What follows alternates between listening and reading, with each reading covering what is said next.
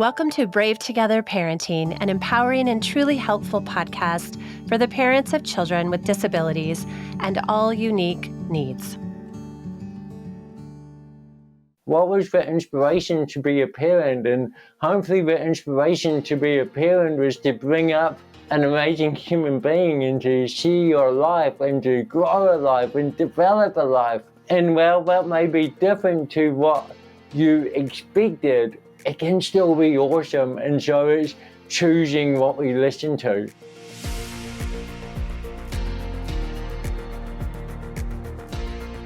Hi, Brave friends. I'm so excited for our very first Thriving Disabled Adults episode. This is a new episode that we are doing this season, season 7 of Brave Together Parenting podcast. And our first guest is a radiant soul. I could feel his energy and his vibrance just reading about him. So I cannot wait for you to hear this conversation. Cam Coelken is from New Zealand, and he says that his life, defined by cerebral palsy, ambition, and service above self, embodies resilience and determination. He defied expectations by mastering running and speaking, achievements once deemed impossible for him. Cam is thrilled to share his journey on Brave Together Parenting podcast and celebrating his parents' nurturing as he prepares for parenthood himself. Cam's story reflects values of courage and limitless potential. As a full professional inspirational speaker, he delivers a powerful message worldwide, inspiring others to surpass perceived limits and embrace their unique abilities. Please enjoy my conversation with Cam Coelken.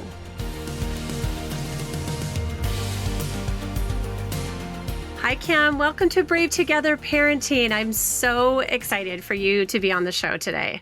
Oh, Jessica, I'm excited to be here. I'm here at my home in New Zealand, and it's a real honor to be speaking with you in America. Well, a long time ago, actually, Nicola Irvine tried to connect us. And you know what? Maybe it just wasn't the right timing, and that the universe brought us together now. Nicola's been a great friend for a few years, and as you know, she's an amazing connector. So to have this connection and to be sharing this with your community, and I love, getting to know what you've done for mothers and parents of young people and people with disabilities. So anything I can give to give a bit more hope and possibility and inspiration, but it's all awesome. That's why I do what I do. Well, why don't you tell our listeners a little bit of your story? Yeah, sure. So my name's Cam. I've just turned 40, but I was born with cerebral palsy, a physical disability, which affects the way in which messages travel around my body. So, it affects my speech a little bit, but what you see and what you hear is what you get. I live in my own house here in New Zealand. I brought this with my wife. I have more friends than anyone I know, and I get to travel the world as an inspirational speaker, and that's my life. I've represented our country in sport. I've climbed Mount Kilimanjaro. I'm an ambassador for Toyota. Been involved in setting up mentoring programs and youth development programs, and just every single day look to make life as awesome as it can be. And awesome is, it starts with awe. And it's those things that are a little bit scary or a little bit unexpected, but we get to the other side of a journey and we look back and go, that's awesome. And so I know that for mum and dad, when it started and they heard I was with cerebral palsy, it wasn't what they expected. But I'm sure we'll go into how they turned that around. Yeah, so bring me back to when you were young and tell me what childhood was like. Tell me what your parents were like. Do you have any siblings? So I'm the first of 2 siblings. I've got a younger sister, and my mum and dad actually met in Holland. So my dad, his parents are Dutch, my mum is Scottish. They were both in Holland together doing an OE, and they came back 12 years later with me. And going into the procedure of birth, everything was all going to plan and it was all going great and I was a healthy child, and then during birth things happened, complications happened, and I was born with cerebral palsy. And a few years ago when COVID was happening, and I asked Mum and Dad for the first time in my life, I said, Mum, Dad, what decisions did you make at the point that you heard I was born with cerebral palsy? Something that they could not control, something that they did not expect, something that there was no guidebook to success on. And they said that they stayed true to the dreams that inspired them to be parents. And so staying true to that vision. And so I remember my tree house. It was big and it was gnarly and it was up a big cliff and it had a rope ladder and it had windows. And when people would come over for a day at the Coelken's house, they'd look up at my tree house and they'd see me wobbling along and they'd say to Mum and Dad, do you really let Cam go all the way up there? Or what if he falls over? To which Mum and Dad would respond, but what if he makes it to the top? And there were some times that I did fall over, but for getting back up, I built resilience. And, part of that resilience was every day after school, going to the hospital, doing speech therapy, physiotherapy, all that stuff to just try and be as strong as I could. So it sounds like your parents didn't let fear stop them from allowing you to try things and to be a little separate from them. Was that always the case, or did they learn that along the way? Yeah, I believe it was always the case. I remember coming home from school and wanting to play football, and sure, go and play football and let's go out and get a uniform and let's, just experiment and do stuff. And growing up here in New Zealand, we've got coastal and beaches and outdoor pursuits is a big thing. And walking on the beach, I found that hard. I had my wobbling legs and it was tight muscles. And Mum and Dad, they went out and they brought me a little quad bike, a little four-wheeler motorbike, so that I could go on the beach. And look, Mum and Dad, we weren't rich, we weren't poor, we were probably middle class, but for them it was just that thing of what can we do to see the opportunities here. And so when I then had a motorbike, that was a cool thing, other kids would come up and be like, whoa, cool, man, look at your motorbike. And so now we had stuff to talk about. And as I got to school, I'd walk up to the other kids and I'd say, look, I can't skateboard like you guys do. My balance isn't as good as yours. I'd give them a compliment. But I have my scooter, and with my scooter, I can go wherever you go. And then when it came to playing cricket, which is this crazy sport we do in New Zealand, it's like baseball but different. And I couldn't bowl, the whole length of the field or the pitch. But I'd just walk up and I'd chat to the kids and I'd say, look, I can't bowl, but are you okay if I bowl from halfway? And I think what I learned from Mum and Dad was it was just all about communicating. And that sometimes we need to step outside our comfort zone in order to be that communicator. And if we are different in the way we look or talk or think or act, we have to have the belief that we can make people comfortable around us. It sounds like, did you ever struggle with a sense of belonging, or was there something within you or how your parents raised you that kind of armed you to go into situations or go into school or go into, a group of kids with confidence? Or was that just a slow process of building that confidence? From my perspective, I don't know life any different. So I guess for Mum and Dad, their job was to just treat me like any other kid. My job was to just believe I was Cam. And one of the things that Cam enjoys doing and communicating that. And when we grow up, kids learn stuff. And so I feel different for people who might acquire a disability. on their journey of life, because there is an us and them. I think what I'm trying to get to is it's about just leaving expectation and going, things are different, but what can we do? You know, mum and dad's attitude, focus on what you can do, not what you can't do. And that's what I did. It was challenging when I was becoming a teenager. That was different because, I mean, becoming a teenager is pretty crazy for everyone. You know, Yeah. you're changing your perception of the world, of who am I? And for me, I'd moved out of a community that I'd grown up in.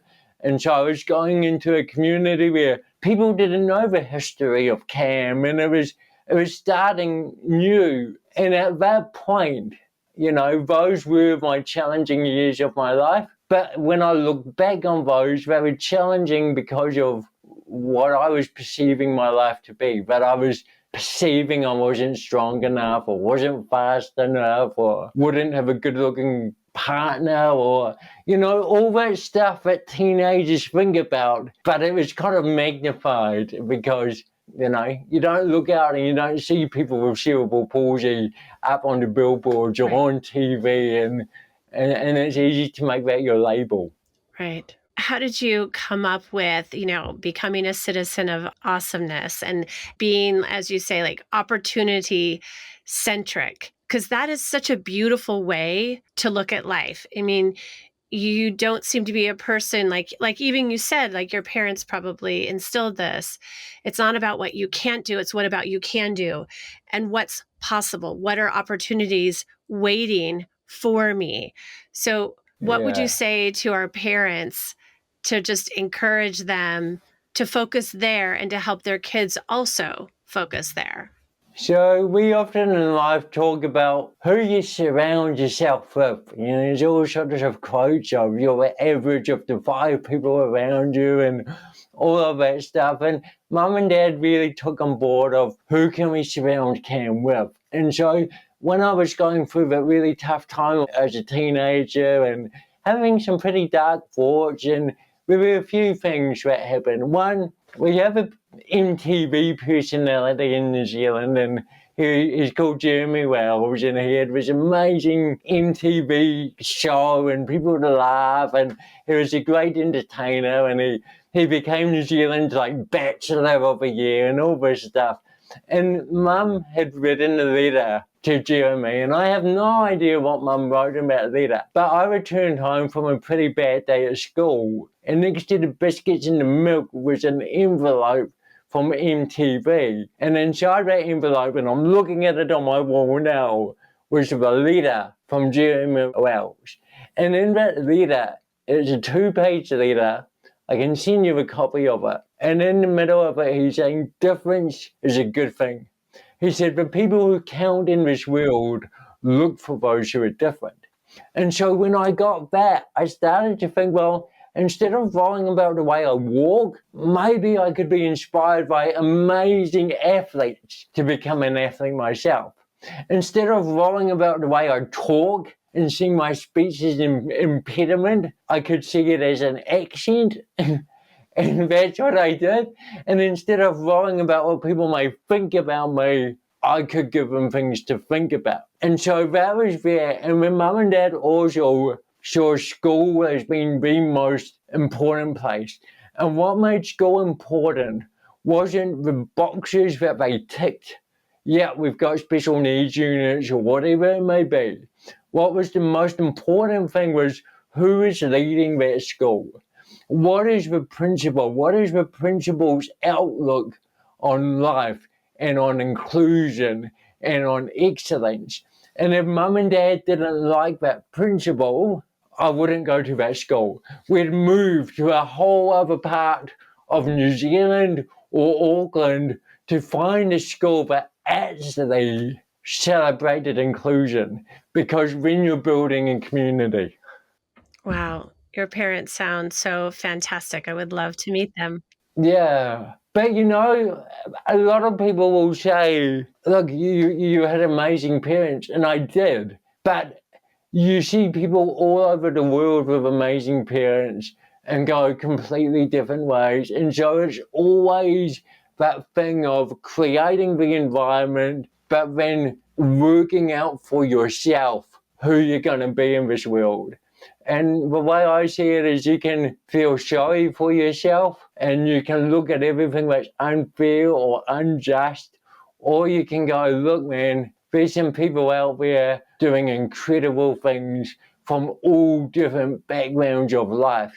And so having met thousands of people and interviewed people myself and people who have come from nothing to have everything that others would ever imagine, it always comes down to the attitude and how we perceive the world. Challenges are there for everyone. It's just some challenges are more obvious than others. Very true. Wow. I love your attitude and I love your spirit. If you could give advice to parents who are just starting out this journey with a child, they've been delivered some sort of diagnosis, Cam, what would you want to say to those parents who are just starting out or just in the early years of the journey?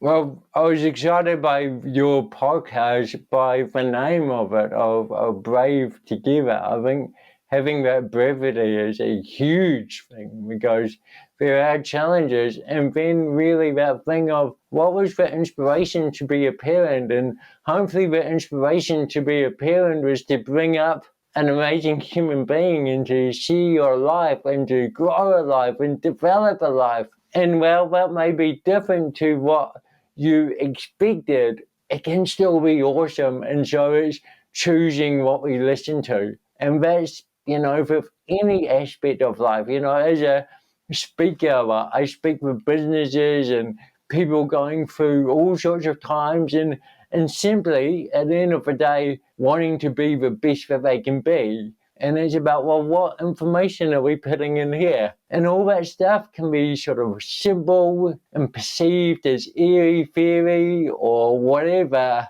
but it is a choice, and what we perceive the world will influence how we feel. A few years ago, I climbed up Mount Kilimanjaro.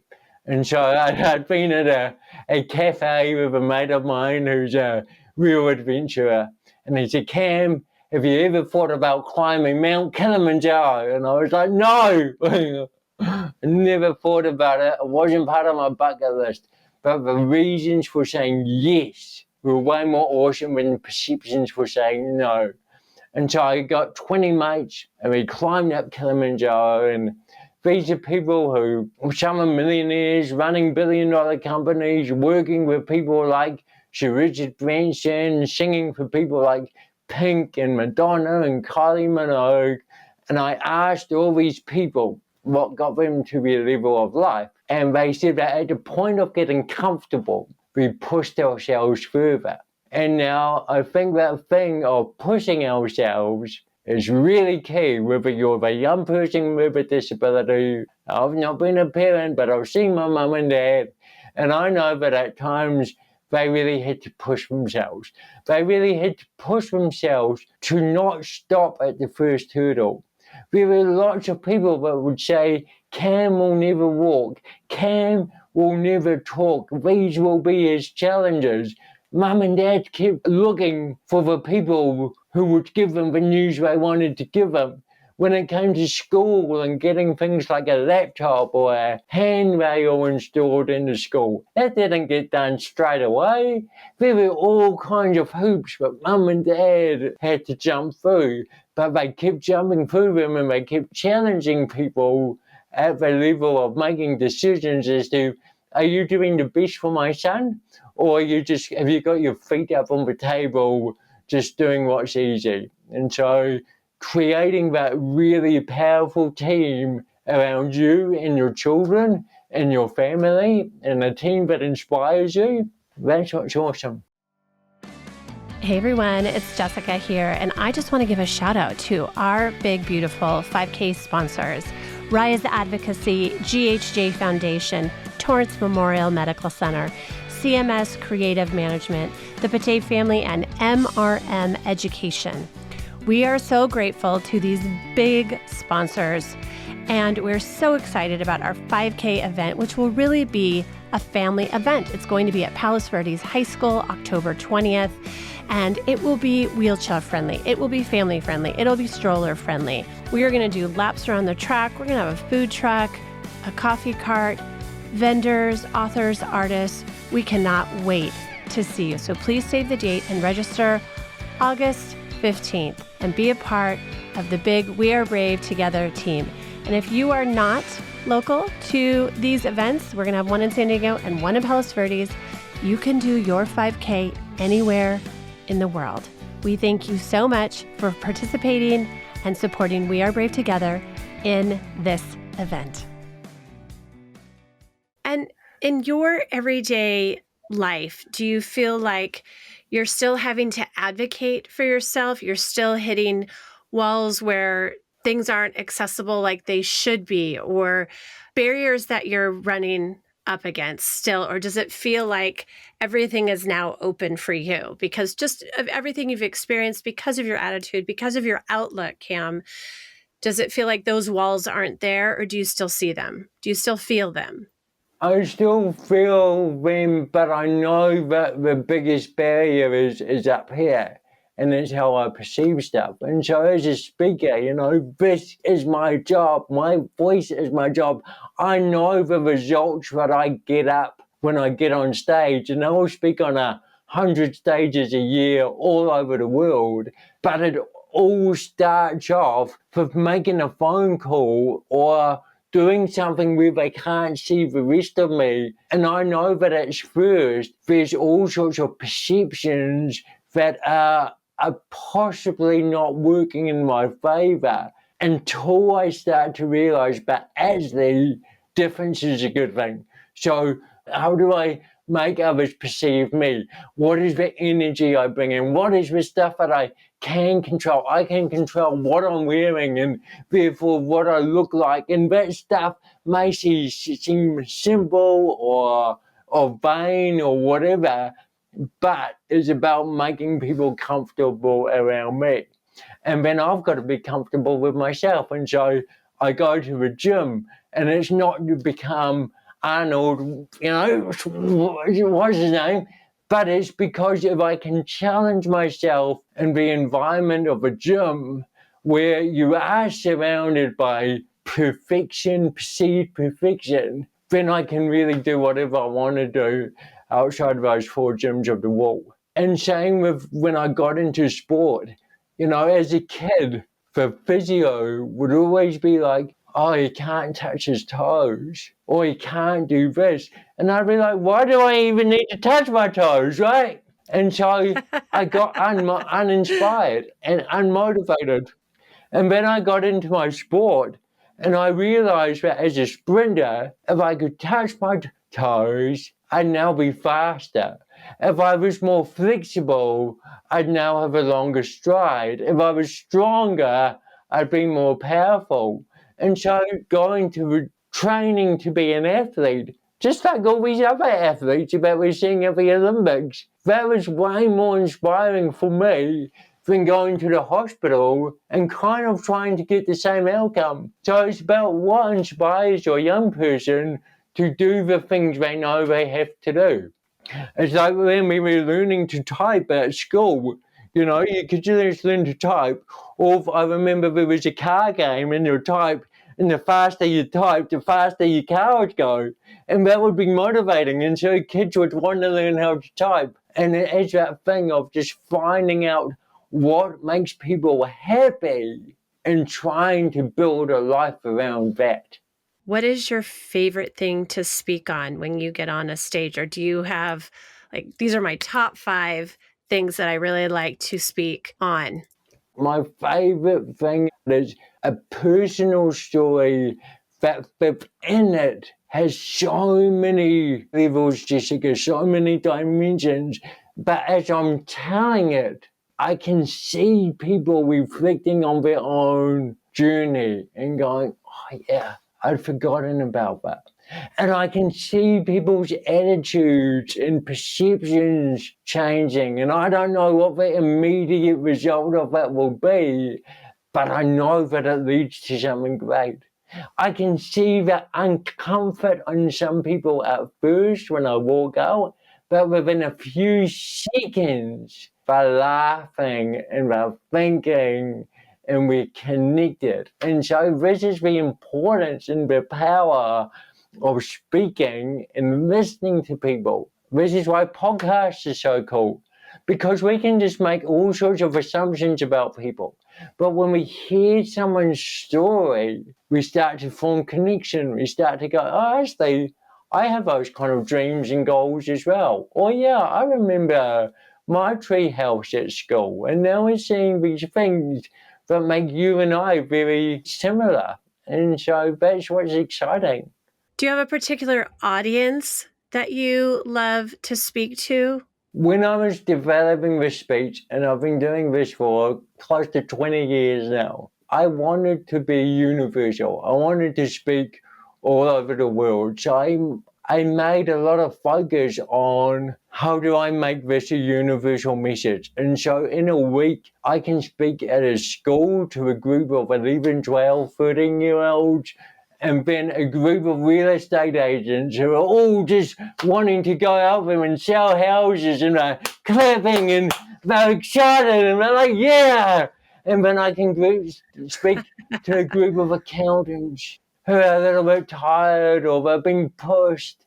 And then a group of entrepreneurs, or when I was up in Orlando last month speaking at the family cafe, of parents and people with disabilities. And, although I've got a disability, that's probably 1% of the people I speak to every single year. But it's such a joy to be able to be up there and just say, look, you may be given all sorts of diagnoses and you may have all sorts of perceptions, but never underestimate the power of your dream and your ability to inspire your young people to dream. And that's the message. That's dream big, achieve more. And therefore, it doesn't matter who people are or what they're doing. We can never underestimate the power of a dream. It was great to have my parents. It was great to have Jeremy Wells. It was great to go to an awesome school with an awesome leader. But I had to be the one, I had to know how I was going to respond to that awesomeness. And if I didn't have a dream, it's pretty hard to connect all that compliments or all that, difference is a good thing and talk to me. It's pretty hard to know what to do with that when you don't even know what you want to do yourself. And some people might think, oh, I don't really know what I want to be in this world, because the dream is, what do you want to be when you're older? And if you're a bit different, or you've been told you can't do this and you can't do that, it's pretty hard to say, oh, I want to be an athlete or I want to be a speaker, because straight away there's always perceptions in the way. But for me, I'd say, I want to do this. I want to be able to travel. I want to be able to entertain. And I want to be able to connect with people. And so whenever opportunities came up in life, Jessica, that would allow me to do one of those three things, travel, entertain, or connect, I'd say yes to that opportunity. And that's what led me on to stuff. So when I'm working with young people, I'd say, your dream is one of two things. It can be what you want to be or what you want to do. And go out there and don't let anything get in the way. So something that we are enjoying asking our guests this season is, what is one way, or what are some ways that you are showing kindness to yourself? I don't think you're going to have a hard time answering this. Kindness to myself, that's one thing that because it's easy, especially when you're in a role where you're in front of people all the time, it's easy to start going, okay, so there's this big external expectation on what I do, and so celebrating kindness to myself is just stepping outside, breathing in the air. One thing I did the other day was I was walking around this house, and we bought this house 3 years ago, and buying a house isn't easy, and there'd be all this rubbish outside the house, and I'd be like, man, this is disgusting, this is awful, like, surely someone will pick this up. the councilman or councilwoman or whoever will come and pick it up.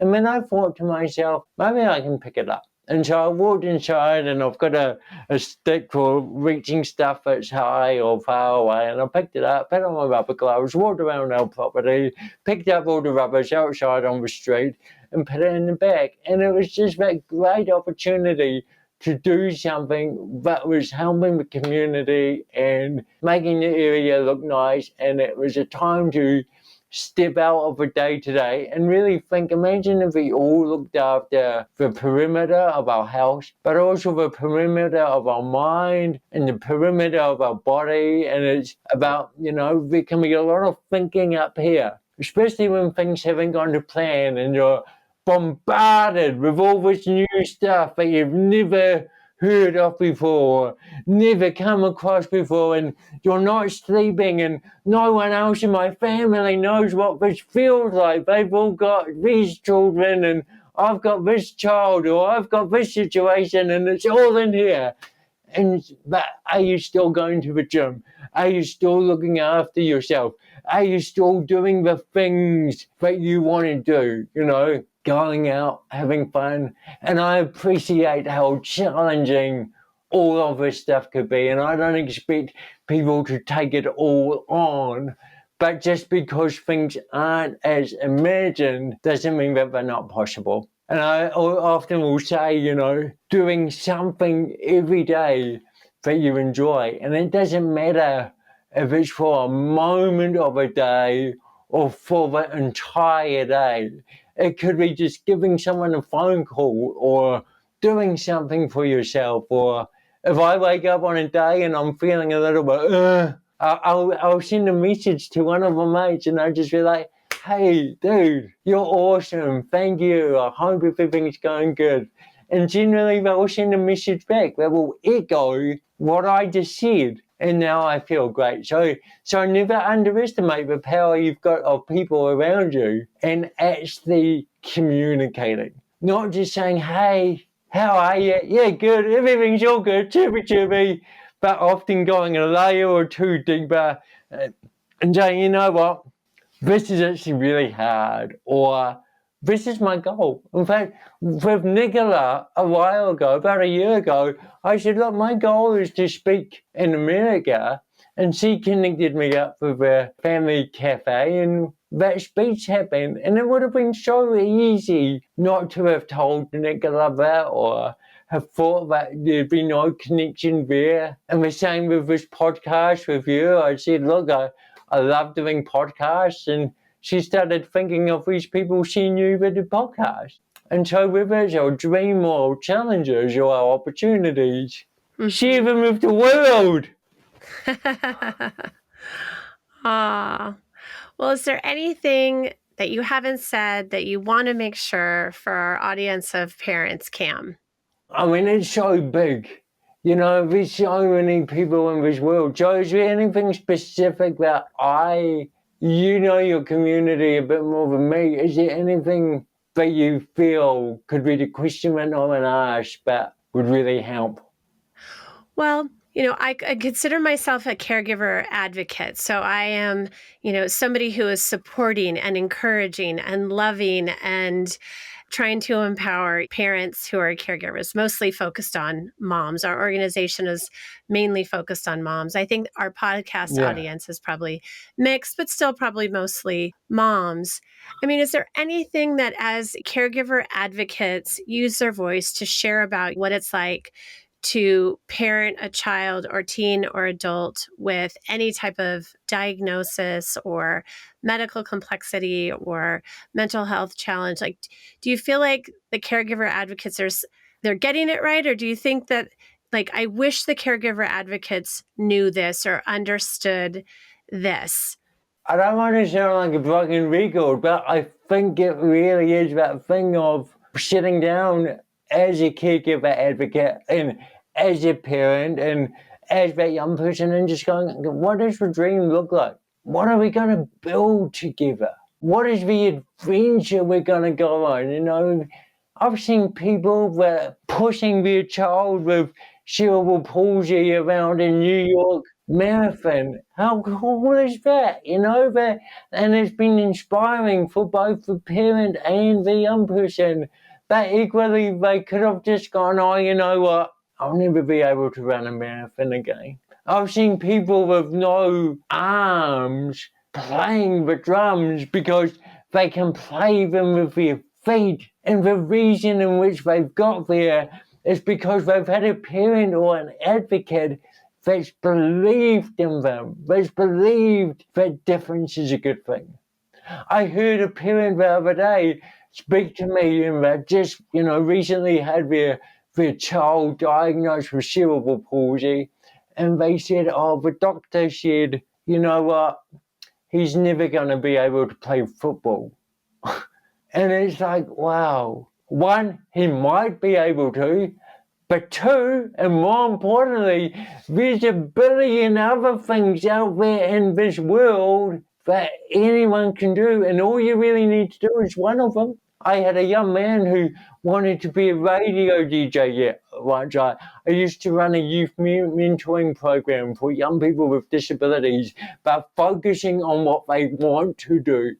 And he came in and he said, Cam, I want to be a radio DJ, a radio host. And this guy, he had a very strong speech impediment, but who am I, who are any of us to say what someone can't do? And so I took him to the radio station and he met with the radio DJ or the guy on the radio. And he said, after the meeting, the DJ came over to me and he said, Cam, are we setting this kid up for failure? And I said, no, you are. You are if all you focus on is everything this kid cannot do. But the radio industry better than anyone else in this country who is a top-time radio announcer. And your job is to introduce this kid to every part of radio that he doesn't know that exists. And he realized that behind every single DJ, there's a producer, somebody writing the show, creating the show. And this young guy realized that that's where his skills were better suited. So he's now on a scholarship at the broadcasting school, learning how to be a radio producer. Wow. And I just think that that's the prime example of focus on what you can do, not what you can't. And when you focus on what you can do, those dreams can be as big as you want them to be. Have fun with it. Attitude, attitude, attitude. Attitude determines the altitude, all that stuff. If I had a kid, and I'm actually about to become a father myself, we got married, Audrey and I got married 3 months ago, and we found out that our baby is 12 weeks along of a journey of development, and I'm thinking about what kind of father I'm going to be, and I want to just surround this kid with so much love. I want to surround this kid with stuff that inspires, that Roald Dahl book, The Places You'll Go. We've already got the poster made. Yes. We've stuck it up on the wall because we've got one life, right? One life to make it as awesome as we can. Well, Cam, I can't thank you enough. I thank you so much for this. This was the best pep talk for everyone, for me, for everyone who's listening, everyone who will listen to this. And I hope that parents will share this with their kids as well. And so I thank you so much for coming on the show. Oh, thank you for everything you do. Thank you for that invitation. It gives me goosebumps, when someone in my own country contacts me, that's cool. When someone 9,000 miles from my home reaches out to do a podcast, wow, that gives me goosebumps. And again, what a great example of just our world is as small or as big as we want it to be. And that's with every single opportunity. So I just wish all the mothers and families that may hear this talk, enjoy it. Spend some time to just get a bit of paper by yourself or as a family and go, what does our dream life look like? And I'm not saying that that's necessarily going to happen, but it's a pretty awesome thing to strive towards. And, when I started as an athlete, I'll finish on this, Jessica, because the Paralympics are about to come on. My dream was to get to the Paralympics, and I did everything I could to get to the Paralympics, and I imagined that to be the ultimate goal. Once I've got to the Paralympics, man, I will have nailed life. Nothing else will matter. And on that pursuit of getting to the Paralympics, I discovered I got the university scholarship, and I became an ambassador for this. And then people wanted to hear my story. And then I became a speaker. And at first it was really scary. And then it became a hobby. And then it became a business. And again, that's where the dreaming big, achieve more comes from. At the moment, you can see this goal. And you go, we may or we may not get there. What we can't see is everything around it, shoot for the moon and end up with the stars. And that's your joy of life. Well, that's a beautiful way to end. Thank you. Thank you so much. Thank you, Jessica. Thank you, listeners.